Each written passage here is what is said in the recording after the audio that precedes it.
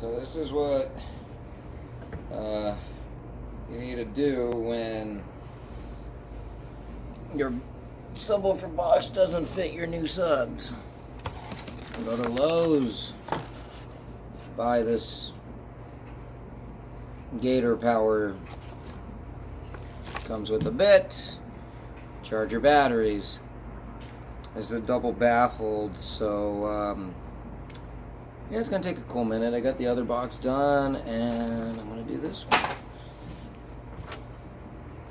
And pretty much you just have to kind of get it. This DC sub is not as it's not too much bigger than my previous subs. My previous subs were pretty big, so then if you can see, I've already started about half up to right here. You can kind of see where I stopped to make this video. But yeah, I'm gonna give it a once over. It's pretty smooth. There are some ripples in there, but I will smooth it out later.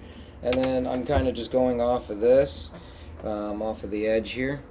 But it's just all measurements, that's all. So that's how you do it.